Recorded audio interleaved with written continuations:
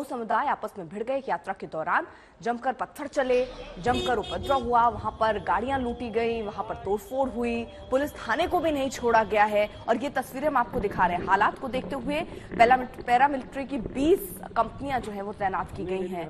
Curfew लगा हुआ है, धारा 144 लगी, कई जगह ऐसे हैं जैसे अब 5 जिले अगर देखें तो 144 धारा लगा दी गई है। इंटरनेट बंद है, कई कोचिंग सेंटर, शिक्षण संस्थान इन हालातों को देखते हुए बंद किए गए हैं। लेकिन ये हालात पैदा क्यों हुए, किसकी वजह से हुए?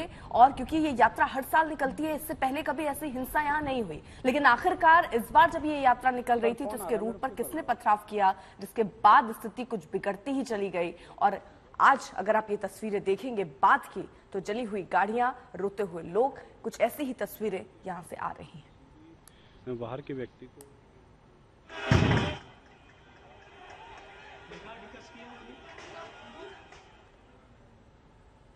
अब आपको उस शिव मंदिर की तस्वीर दिखाते हैं जहां पर कल 2500 लोग फंसे थे। हमारे सहयोगी की ये रिपोर्ट देखिए।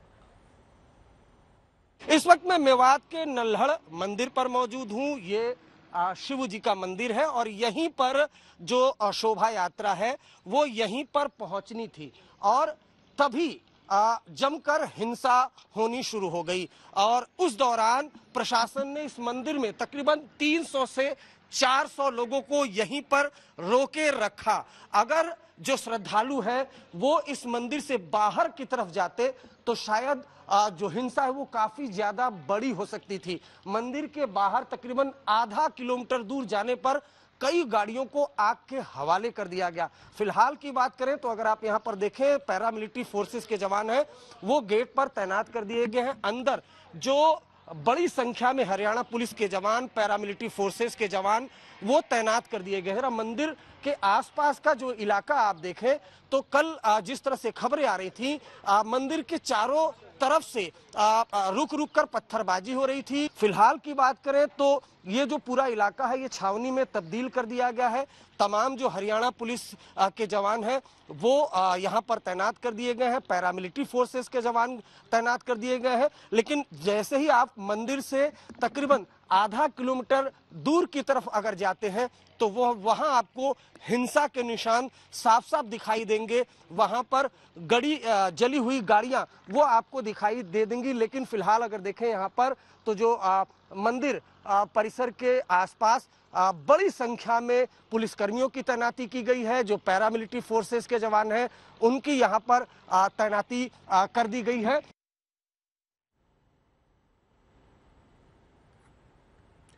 तो ये हालात आपने उस वक्त के देखे, लोग कितने डरे और सहमे थे, क्योंकि किसी को इस बात का अंदाजा नहीं था कि हालात कुछ ऐसे हो जाएंगे। उनके आंखों के सामने ऐसे लूटपाट, लाठियां लेकर लोग नजर आ रहे होंगे, पत्थरबाजी हो रही होगी, गाड़ियों की गाड़ियां फूंक दी जाएंगी और पुलिस भी वहां पर उस वक्त बेबस नजर आएगी, क्योंकि पुलिस को भी यह अंदाजा नहीं था। जो पत्थरबाजी की तस्वीरें एक्सक्लूसिव आपने आज तक पर देखी थी उस वक्त, उसमें भी पुलिस वाले अपनी गाड़ी में बैठे और छुपते नजर आ रहे थे, क्योंकि उनको पता ही नहीं था कि इतनी भीड़ आ जाएगी। बाद में और फोर्सेस मंगाई गई और स्थिति पर नियंत्रण पाने की पूरी कोशिश हुई, लेकिन उस वक्त की स्थिति ऐसी थी कि लोग डर सहमे थे। मंदिर या जहां पर भी उनको आश्रय मिल रहा था वहां छुपे हुए थे। 2 होमगार्ड की आप समझिए इसमें मौत हो चुकी है। 31 जुलाई को जो हिंसा हुई वो पूरी हिंसा दरअसल चौंका रही है, और न सिर्फ चौंका रही है बल्कि कई सवाल खड़े कर रही है कि आखिरकार ये हिंसा हुई तो हुई कैसे।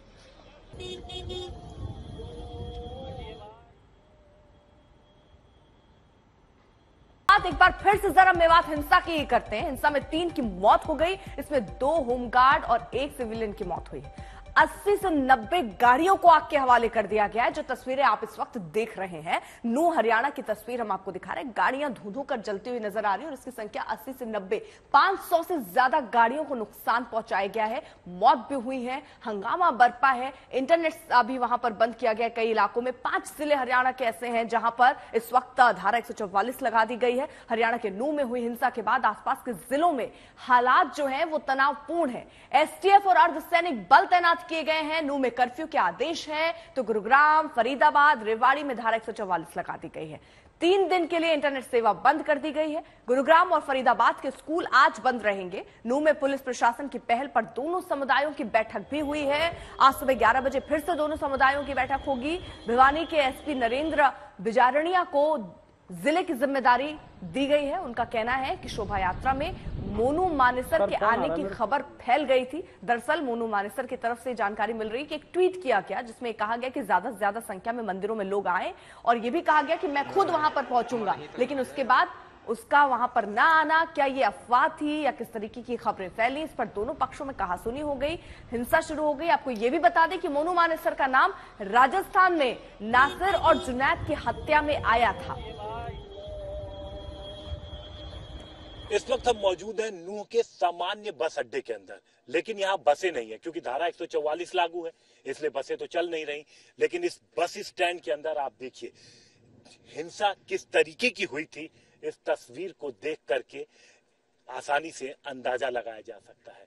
ये जली हुई गाड़ियां गवाही दे रही हैं कि भीड़ किस कदर उग्र थी। सामने जो कुछ भी भीड़ के पड़ा वो आग के हवाले कर दिया गया। आप इन गाड़ियों को देखिए, इन गाड़ियों को मेन रोड से खींच कर टो करके बस स्टैंड के अंदर रखा गया है ताकि रोड को खोला जा सके। रोड पर आगजनी के जो निशान थे उनको साफ किया जा रहा है और उन गाड़ियों को यहां रखा जा रहा है। ये देखिए सामने जो गाड़ी पड़ी है ये एसएचओ पीएस रोजखा एमईओ, ये गाड़ी यहाँ के एसएचओ यानी पुलिस की गाड़ी है। ये गाड़ी भी आप देखिए, इसमें कई सारी ऐसी गाड़ियां हैं जो पुलिस की नजर आ रही हैं, बाकी आम लोगों की गाड़ियां हैं। क्योंकि जब पथराव हुआ तो अलवर और नूह रोड पर जो गाड़ियां थी वो भी चपेटे में आई और लोग किसी तरीके से भागे। बहुत सारे लोग बंधक भी बन गए थे क्योंकि सड़कों पर तो गाड़ियां जला दी गई थी, रास्ता पूरी तरीके से बंद था। पुलिस जो मौके पे मौजूद थी वो अंदाजा नहीं लगा पाई थी कि किस तरीके से हिंसा हो सकती है, क्योंकि कहा जा रहा है कि हर साल ये यात्रा निकलती थी और कभी इस तरीके की बात नहीं आई थी सामने, लेकिन इस बार हिंसा भड़की। और जिस तरीके से हिंसा मंदिर से 20-25 किलोमीटर दूर तक हुई, जिस तरीके से भीड़ की तैयारी दिखी, उसको देख करके पुलिस को कहीं ना कहीं इस बात की आशंका है कि इसकी साजिश पहले रच ली गई थी। तो अब जो पुलिस की जांच है वो इस दिशा में की जा रही है कि क्या हिंसा की तैयारी पहले से की जा रही थी, क्या साजिश की तैयारी पहले से की जा रही थी। ये जली हुई जो बसें हैं, ये जली हुई जो गाड़ियां हैं, इनकी वजह से और संदेह हो रहा है कि आखिर भीड़ को इतना गुस्सा किस बात पे आया। क्या सिर्फ एक शख्स की वजह से या फिर तैयारी पहले थी, वजह कुछ और थी। फिलहाल पुलिस को इन तमाम सवालों के जवाब तलाशने हैं। पुलिस को मास्टरमाइंड की तलाश है। पहले उसके बारे में पता लगाना है कि कौन है जिसने इस हिंसा की साजिश रची, कौन है जिसको उसने शामिल किया, वो कौन लोग हैं जिन्होंने फंडिंग की। ये सारी सवाल के जवाब पुलिस तलाश रही है। आरोपियों की तलाश में हरियाणा पुलिस की टीम जगह जगह छापेमारी भी कर रही है। कैमरामैन लोकेंद्र पांडे के साथ हिमांशु मिश्रा, नूह आज तक।